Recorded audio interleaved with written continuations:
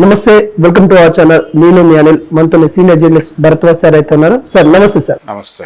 Sir నిన్న RGV ఇంటి దగ్గర చాలా హడావుడి అయిపోయింది. తనను అరెస్ట్ చేయడానికి కర్నూలు పోలీసు వాళ్ళు అయితే వచ్చారు. ఆర్జీవి లేకపోవడం వల్ల వెనుక తిరిగి వెళ్ళిపోవడం జరిగింది. తను పరారులో ఉన్నారు, కొంతమంది చెప్తా ఉన్నారు. నిజంగా పరారులో ఉన్నాడా? ఎక్కడున్నాడు ఆర్జీవి? ఎక్కడ ఉన్నాడు? ఆయన కోర్టులో కేసు నడుస్తోంది. అవును, ఈరోజు రేపో డెసిషన్ వస్తుంది. అంటే యాంటిసిపేటరీ బెయిల్ కోసం ట్రై చేస్తున్నాడు ఆయన. ఒకటి వెళ్ళి సరెండర్ అవటం, విచారణకు హాజరవటం అనేది ఒక పద్ధతి. లేదు, విచారణ నుంచి తప్పించుకోవటానికి లీగల్గా ఉన్నటువంటి అవకాశాలను ఉపయోగించుకోవటానికి ప్రతి ఒక్కరికి హక్కు ఉంది. ఆ హక్కును వినియోగించుకునే ప్రయత్నం చేస్తున్నాడు ఆయన. అది తప్పేం కాదు. అయితే మనం ఈ మధ్య కస్తూరి ఎపిసోడ్ చూసాం. ఆవిడకి చెన్నై హైకోర్టులో అంటే ఆవిడ పిటిషన్ని రిజెక్ట్ చేసింది కోర్టు. ఆవిడ ముందస్తు బెయిల్ కోసం దాఖలు చేసుకున్నటువంటి పిటిషన్ని కోర్టు కొట్టేసి మీరు వెళ్ళిపోయి సరెండర్ అయిపోండి అని చెప్పింది. ఆ తర్వాత ఈలోపు ఆవిడ సుప్రీంకోర్టులో మూవ్ చేద్దాం అనుకునే ప్రయత్నాల్లో ఉండగానే పోలీసులు ఆవిడ ఎక్కడుందో ట్రేస్ చేసి చెన్నై పోలీసులు అరెస్ట్ చేసి పట్టుకెళ్ళిపోయారు. ఆవిడ అరెస్ట్ అయ్యారు, జైలుకి వెళ్ళారు, బెయిల్ మీద బయటకు వచ్చేసారు, అయిపోయింది. అంతకు మించి వర్మ విషయంలో కూడా ఏం జరగదు. ఇప్పుడు వర్మ ఈ కోర్టులో కాకపోతే పై కోర్టు కాకపోతే ఇంకో కోర్టుకు వెళ్ళే ఛాన్స్ ఉంది. కానీ ఈ ప్రయాణంలో కోర్టు నుంచి ఒక నిర్ణయం రాకపోతే, నిర్ణయం రావటానికి టైం తీసుకుంటున్న దశలో ఈయన అరెస్ట్ చేసే ఛాన్స్ ఉంది. అరెస్ట్ చేయొచ్చు కూడా, వాళ్ళకి ఆ అధికారం ఉంది. ఎందుకంటే ఈయన 2 సార్లు విచారణకి గైరు హాజరయ్యాడు. మొదటిసారి అసలు పట్టించుకోలేదు, రెండోసారి కనీసం లాయర్తో ఒక పిటిషన్ అయినా పంపించగలిగాడు. సో ఆయన కంటెస్ట్ చేయాలి అనుకుంటున్నాడు అనేది అర్థమవుతోంది మనకి. అయితే ఈ కంటెస్ట్ చేసేవాడు వెళ్ళి విచారణకు హాజరైతే ఏమవుతుంది? ఆయన చాలా టీవీ ఛానల్స్కి ఇంటర్వ్యూలు వెళ్తూ ఉంటాడు. అలాగే అక్కడికి కూడా వెళ్ళిపోతే వాళ్ళు కూడా ఇంటర్వ్యూ చేసుకుంటారు, కాసేపు అయిపోతుంది. కానీ ఈయన ఎక్కువ ఊహిస్తున్నాడా విచారణకు సంబంధించి అనేది ఒకటి. విచారణ ఆ స్థాయిలో అంటే ఈయన రఘురామకృష్ణరాజుని ఆ రోజుల్లో వాళ్ళు హ్యాండిల్ చేసిన పద్ధతి, ఇవన్నీ ఏవైనా ఈయన స్ఫురణలో ఉండుంటే, నిజంగా అలా జరిగితే అది మంచిదే. ఎందుకు మంచిది అంటే ఈయన పాలకపక్షం యొక్క వైఖరిని, పోలీసుల వైఖరిని ఎక్స్పోజ్ చేసిన వాడు అవుతాడు. వర్మతో అలా డీల్ చేయటం అనేది ఖచ్చితంగా ప్రమాదమే. ప్రభుత్వానికి ఇబ్బందే, అలాగే పోలీసు విభాగానికి కూడా ఇబ్బందే. కాబట్టి ఆయన వాళ్ళు ఎట్టి పరిస్థితుల్లోనూ అలా బిహేవ్ చేసే ఛాన్స్ అయితే లేదు. కానీ వర్మ లీగల్గా తనకున్నటువంటి అవకాశాలని ఉపయోగించుకునే ప్రయత్నంలో అండర్ గ్రౌండ్కి వెళ్ళాడు. అండర్ గ్రౌండ్కి వెళ్ళటము అంటే పోలీసులకి కనిపించకుండా ఉండటం, ప్రపంచానికి కనబడకుండా ఉండటం, లేకపోతే గొయ్యి తీసి దానిలో బంకర్లోకి వెళ్ళిపోవటమో కాదు. పోలీసుల నుంచి హైడ్ అయ్యాడు ఆయన. కాసేపు మనం రాఘగోపాల్ వర్మ అంటేనే డేర్ అండ్ డాష్, తన ఇష్టం వచ్చినట్టు మాట్లాడతాడు. ఏదైనా కానీ మాట కానీ తను చేసే పనులు డేర్ అండ్ డాష్ గానే అంటాం. కానీ అంత డేర్ అండ్ డాష్ ఉన్న వ్యక్తి ఈ రోజు అండర్ గ్రౌండ్ వెళ్ళిపోయాడంటే, అంటే లీగల్గా తనకున్న అవకాశాలను ఉపయోగించుకునే ప్రయత్నంలో ఆయన ఉన్నాడని ఎందుకు అనుకోకూడదు? ఓకే, ఆ ప్రయత్నంలో భాగంగా ఆయన అండర్ గ్రౌండ్లో ఉన్నాడు. అండర్ గ్రౌండ్ అంటే ఆయన పోలీసులకి కనిపించడం లేదు, అంతవరకే. ఆయన ఎక్కడైనా ఉండొచ్చు, హైదరాబాద్లోనే ఉండొచ్చు, రెగ్యులర్గా సినిమా హాల్లో సినిమాలు చూస్తూ ఉండొచ్చు.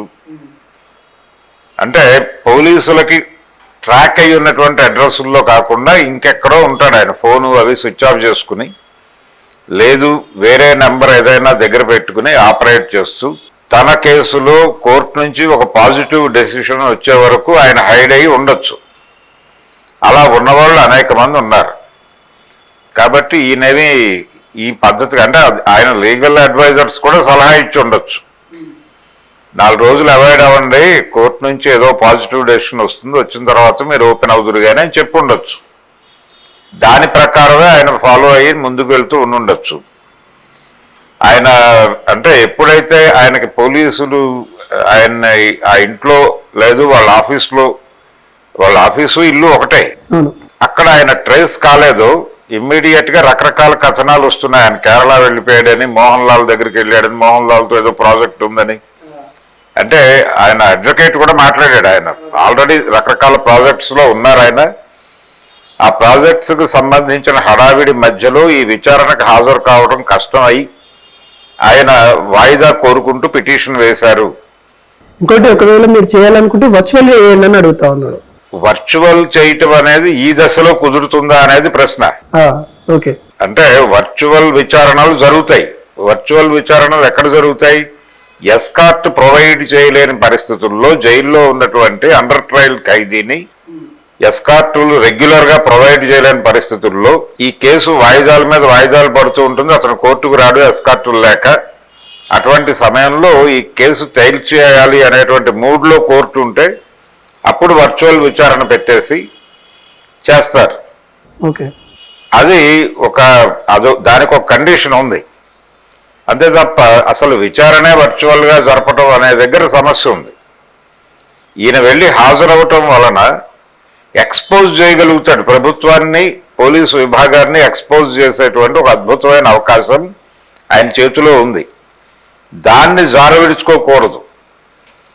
ఆయనకి వైఎస్ఆర్సీపీ నుంచి కూడా మద్దతు కనిపించట్లేదు. వాళ్ళెవరూ అరెస్ట్ అయిన తర్వాత వచ్చి పరామర్శిస్తున్నారు కానీ అరెస్ట్ అవడానికి ముందు ఎవరు స్పందించి నిలబడటం లేదు. నిలబడాల్సిన అవసరం ఉంది. నిజానికి వర్మ చాలా ఎర్లీగానే తెల్ల జెండా ఎగరేశాడు.